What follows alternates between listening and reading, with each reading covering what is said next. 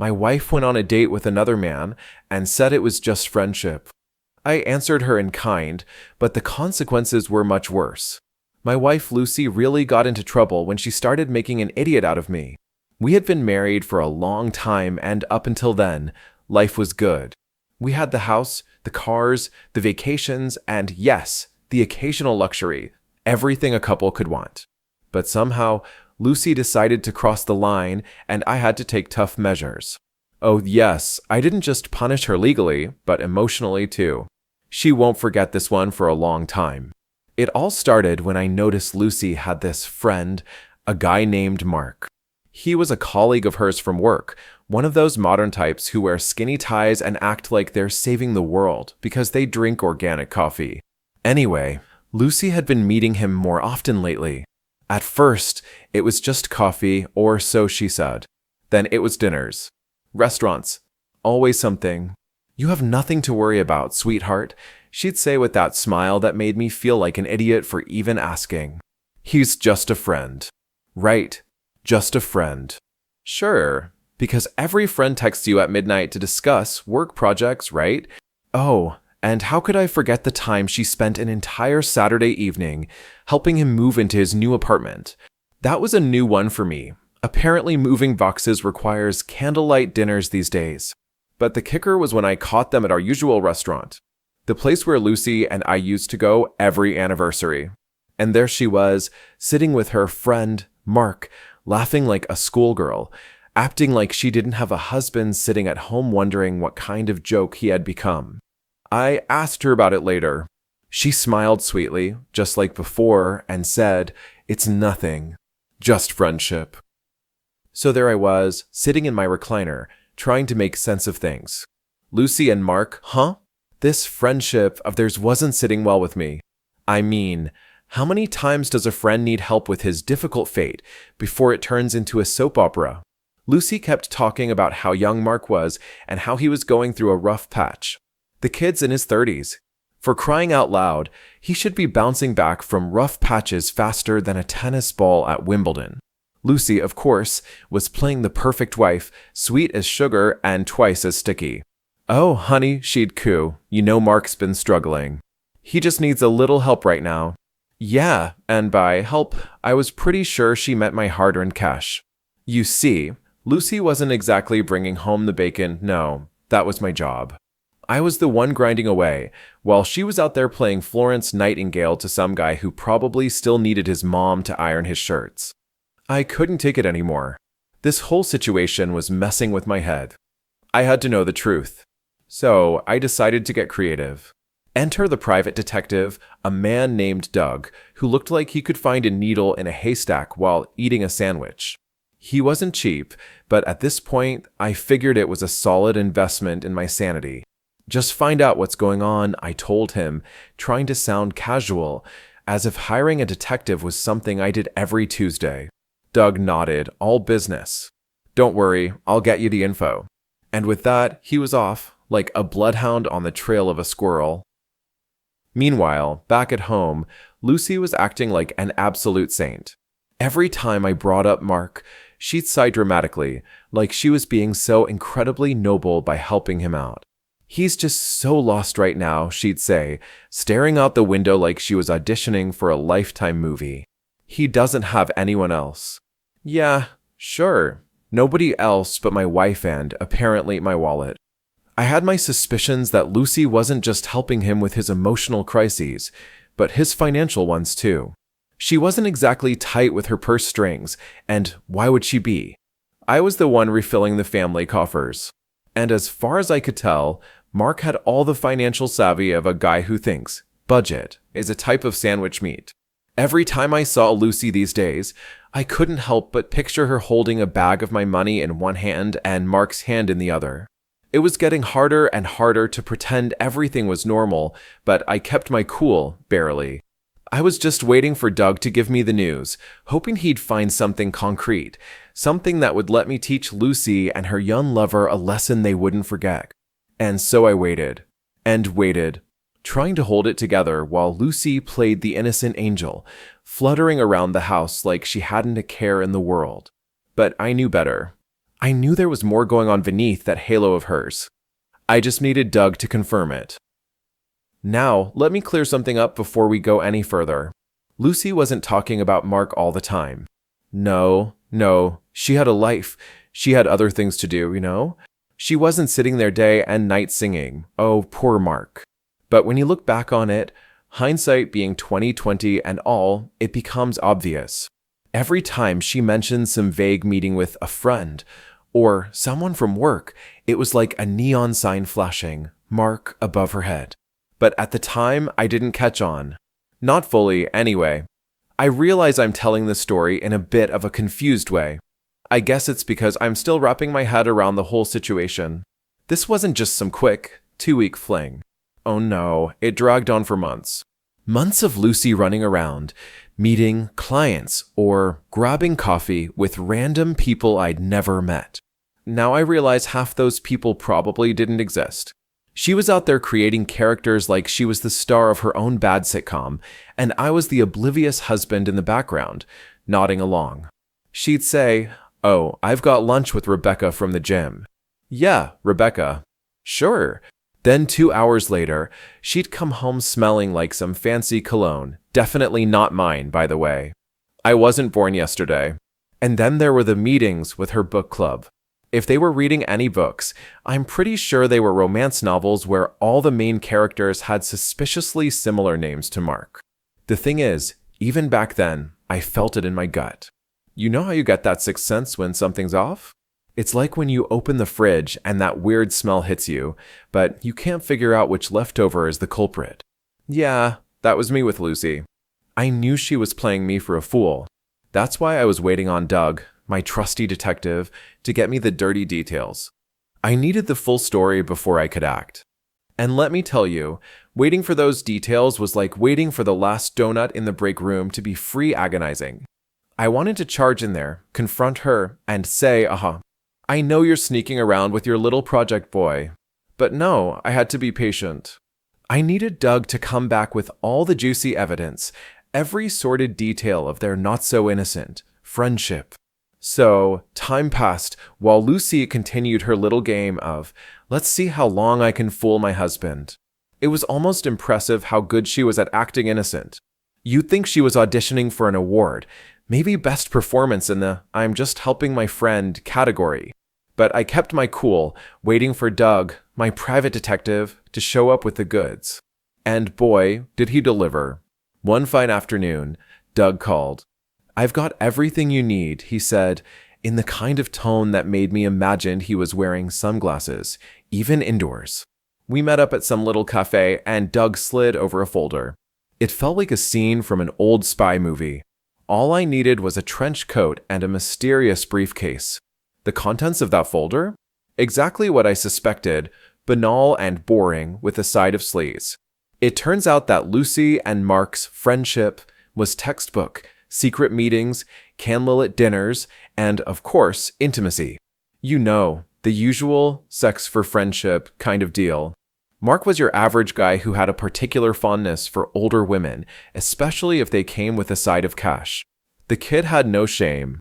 He knew exactly what he was doing. Meanwhile, Lucy, oh, poor Lucy, was apparently looking for something a bit more exciting. Her well-fed, comfortable life had gotten too boring, I guess. What's a girl to do when her mansion and luxury vacations just don't cut it anymore? Of course, she goes looking for excitement with a younger guy who probably wears skinny jeans and still listens to pop punk. And me? I was just sitting there, flipping through photos of their little romance like I was going through vacation postcards. They weren't even discreet about it, meeting in the same places we used to go, acting like they were starring in their own soap opera. It was all so painfully obvious in hindsight. Doug had everything: photos, videos, text messages, enough evidence to sink a ship. And now that I had it all, I had only one thought in my mind: revenge. Not just any revenge, though. No. I was going to do it elegantly. Lucy wanted to play games? Fine. I could play too. Step 1. I called up a lawyer, a real bulldog of a guy. You know the type, someone who could argue with a brick wall and win. I had him start preparing the divorce papers because, trust me, Lucy was not getting off the hook easily. Oh no, this wasn't just going to be some quick, sign here, we're done situation. I wanted her to feel the sting of her choices. But before the legal hammer came down, I had a little fun in mind. If Lucy thought she could mess around behind my back and get away with it, well, it was time to show her that I, too, could have friends. You know, for friendship. I had an idea brewing, something clever, something memorable. After all, if she wanted excitement, I was going to give it to her. But that part of the story? Oh, you'll have to wait for that. Trust me, it's going to be worth it. As I prepare to tell you about my revenge, then you right now please subscribe to the channel. So, I decided it was time to hit Lucy with a surprise so good, so stunning, she'd be left speechless. Something that would make her realize she wasn't the only one capable of playing games. That's when the idea struck me, a party. Not just any party, though. I was thinking of throwing the kind of party that would make her head spin, a wild, poolside bash with half-naked girls, young guys, and enough booze to fill a small lake. I figured if Lucy could have her little adventures with Mark, well, I had friends too. Young, energetic friends. Enter my good buddy Sam, a man who could organize a circus in a broom closet if you gave him an hour's notice. Sam, I said, grinning as I shared my genius plan, I need you to help me throw a party. And I'm not talking about a casual get-together. I mean a student party, the kind with a questionable moral compass. You know, as depraved as possible. Sam's eyes lit up like I'd just offered him front row tickets to the Super Bowl. Oh, I've got you covered, man. This'll be epic. I know exactly where to find the right people. It's going to be like the college days, but with a lot more bad decisions. That's exactly what I need, I laughed. Sam was always reliable when it came to throwing a party. You could ask him for a nice, quiet dinner, and he'd somehow turn it into a full-blown rave. So I left the planning to him, knowing I was in good hands. Now, for my part, I had to set Lucy up for the big surprise. I played the role of the sweet, romantic husband like I was auditioning for the lead in a Hallmark movie. Hey, honey, I said, flashing my best innocent smile, why don't we go out to dinner tonight? Just the two of us. I've got a little surprise for you. Lucy, of course, took the bait. How could she not? After months of sneaking around with Mark, I'm sure she thought I was just being my usual, coolest self. So she agreed, probably expecting some grand romantic gesture. Oh, she was going to get a gesture, all right. While she was at work, Sam and his merry band of partiers showed up at the house. I'm talking a full-on production, bar counter, drinks flowing like Niagara Falls, loud music, and a crowd of young people who looked like they had just stepped out of a reality TV show about terrible life choices. And let's not forget the pool. A giant inflatable flamingo was floating around like it owned the place. It was perfect. Meanwhile, Lucy was sitting down at a fancy restaurant, waiting for me to show up. On the table in front of her was a beautiful red box, her surprise. She sent me a message, "Where are you?" "I'm at the restaurant." I replied casually, like I was talking about going to the grocery store. "Oh, sorry, babe. I have an urgent meeting with my friends. Can't make it. But hey, check out the surprise I left you." I could practically feel her confusion through the phone. But she opened the box anyway, expecting something romantic, a diamond necklace, or whatever it is she fantasized about these days. Instead, she found a gorgeous chocolate dessert in the shape of a diamond heart. But here's the kicker. Instead of a cherry on top, there was our wedding ring, sawed into pieces. I imagine Lucy's face at that moment was priceless. Shock, horror, and confusion all rolled into one. She stood up in a fury, ready to storm out of the restaurant like some kind of betrayed soap opera star, but there was a twist. Security stopped her at the door. "Ma'am, you'll need to settle your bill before leaving," they said. That's right. I made sure she'd have to pay for her own little emotional roller coaster.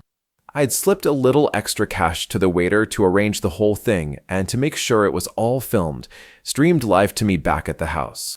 I watched the scene unfold, laughing so hard I nearly fell off the bed. Oh, it was glorious.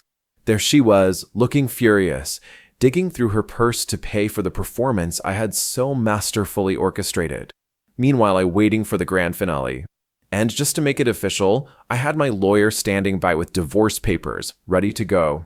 Lucy, now thoroughly humiliated, paid the bill, stormed out of the restaurant, and headed home. She tried calling me, of course, but I didn't pick up. Why spoil the fun? Now, all that was left was for Lucy to come back to the house, where her real surprise, complete with a wild party, a house full of strangers, and me waiting with divorce papers, was ready to greet her. I knew Lucy was close. I had to act fast. So, I ran out to the backyard where the party was already in full swing. The pool area looked like something straight out of a bad college movie, half-naked girls splashing around, some without bras, while the guys were shouting and drinking like they'd won the lottery. It was perfect. "Hey guys," I shouted over the music. "This party is for you, and trust me, I'll be joining soon enough. But first, I've got a little task for you." The guys, already a few drinks in, looked at me like I was their fearless leader. "What's up, boss?" one of them yelled, raising a beer bottle in the air. "All right, listen," I said, trying to keep a straight face. "In about 5 minutes, my lovely wife is going to show up. Now, here's the plan. She loves this kind of thing, so as soon as she walks in, I need you to hand her a drink and throw her into the pool. No hesitation, got it." The group of them looked at me, then at each other, and grinned like a bunch of mischievous schoolboys. "Yes, boss," they shouted in unison, like we were about to pull off the greatest prank of the century. I glanced over at the pool where the girls were giggling and splashing around, barely dressed. One of them lost her bikini top, and instead of embarrassment, she just tossed it like it was part of the fun. This was a circus, and I was the ringmaster. Watching this whole spectacle, I felt a strange sense of satisfaction bubbling up. Revenge was sweet, and this was about to be legendary. I rushed back inside to set the final scene. In the bedroom, I connected my TV to the video compilation Doug, the detective, had put together, the greatest hits of Lucy and Mark, caught in their not-so-innocent moments. Every sneaky meeting, every smirk, every kiss. And to top it off, I hooked up a speaker and queued up some sound effects. Not just any sound effects, mind you, adult film sounds, moans, and groans of pleasure that would make any sane person's ears burn. I wanted Lucy to walk in and think I was having the time of my life with some of those party girls. My lawyer, who had been sitting quietly in the corner reviewing papers, looked up when the sounds kicked in. He laughed so hard he nearly fell out of his chair. "Are you serious with this?" he asked, holding his head like he was torn between professional shame and pure amusement. Serious as a heart attack, I grinned, adjusting the speaker for maximum effect. "She deserves this." Then I peeked through the window, and there she was, storming out of her car, her face red with rage. She had no idea what was waiting for her. Lucy charged into the backyard like a hurricane, but she stopped dead in her tracks when she saw the scene in front of her: young guys chugging drinks, girls bouncing around the pool in skimpy bikinis, and the music blasting so loud you could hear it 3 streets over. Her jaw practically hit the ground. The guys spotted her immediately. True to their word, they sprang into action. One of them handed her a cup filled with God knows what kind of alcohol, and before she could even say they grabbed her by the arms and flung her into the pool. Splash! She hit the water, drenched from head to toe, sputtering like a wet cat. Another guy, completely in the spirit of things, climbed up on the diving board and poured a bottle of something over her head from above.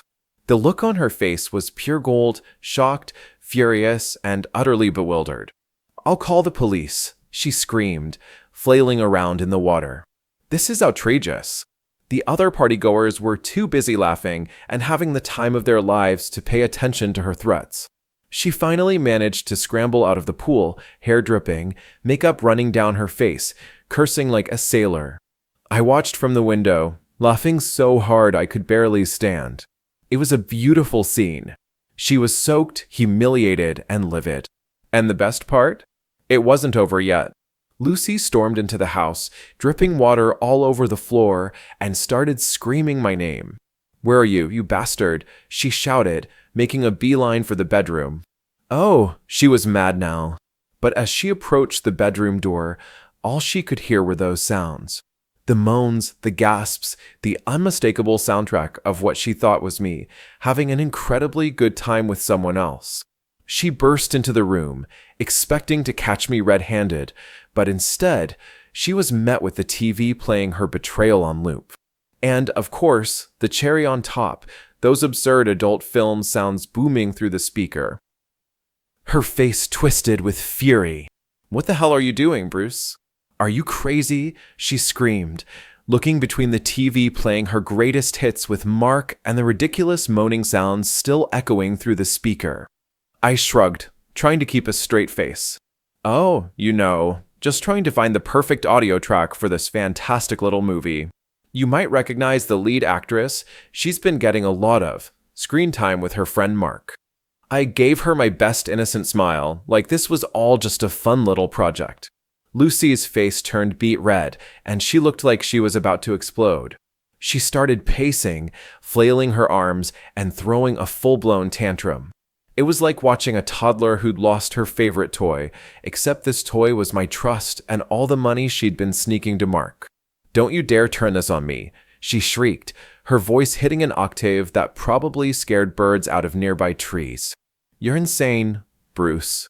This is harassment. I'll sue you for this." "Oh, sue me? You mean like this?" I said, nodding toward the door where my lawyer, who had been enjoying the show from the sidelines, casually stepped forward with the divorce papers in hand. "Lucy, meet my lawyer. He's got something for you. No, it's not a birthday card." The lawyer handed her the documents with a smile that could have sold toothpaste. Lucy stared at them like they were ticking bombs, her face contorting with anger. "You've got to be kidding me," she screamed, her voice cracking. I grinned, and just for the dramatic effect, I slowly began unbuttoning my shirt and pulling off my pants, revealing my stylish swimming trunks underneath. I stood there, bare-chested, while Lucy looked at me like I'd finally lost my mind. "Now, if you'll excuse me," I said, tossing my shirt onto the bed. "My friends are waiting for me by the pool. You know how important friendship is, Lucy. I wouldn't want to keep them waiting." I winked and headed for the door, leaving Lucy standing there, her face a mix of shock, rage, and disbelief. She tried to process everything, her eyes darting between me, the lawyer, and the papers, but I was already halfway out the door. I paused for one last parting shot. "Oh, and Lucy, don't worry about it. I'm sure you and Mark will have a great life together. I just hope your salary is enough to rent a fancy doghouse because you two will be best friends every night now." With a laugh, I walked out, leaving her to stew in the mess she'd made. Outside, the party was in full swing. I joined the guys by the pool, the music was thumping, and the tequila shots were flowing. One of the girls leaned over, offered me a lick of salt off her chest, and handed me a tequila shot, which I gladly accepted. Life was good. Just as I was getting into the spirit of things, I saw Lucy storming out of the house, clutching the divorce papers like they were on fire. She stood there, dripping wet from her earlier dunk in the pool, watching me, tequila in one hand, a party girl in the other, like she'd just walked into the Twilight Zone. "You'll regret this, Bruce," she yelled, shaking the papers in the air. "I'll make sure you pay for this." I just raised my tequila glass in a mock toast. "Cheers, Lucy. Drive safe. And tell Mark I said hi." Fuming, she stomped off to her car, practically screeching the tires as she peeled out of the driveway. A few minutes later, my lawyer joined me by the pool, still chuckling from the show. "Well," he said, wiping a tear of laughter from his eye, "she didn't take that too well. But don't worry, at the trial, we'll make sure she walks away with nothing." The next month was nothing short of a grand spectacle, a divorce so dramatic it could have had its own reality TV show. My lawyer, bless his shark-like soul, absolutely raged in court. He threw legal jargon around like confetti at a parade, leaving Lucy's lawyer scrambling to keep up. It was beautiful, honestly.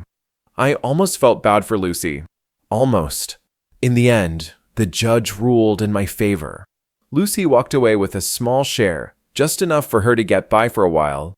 I imagine she'll be budgeting for ramen noodles before long. As for me, I'm a free man.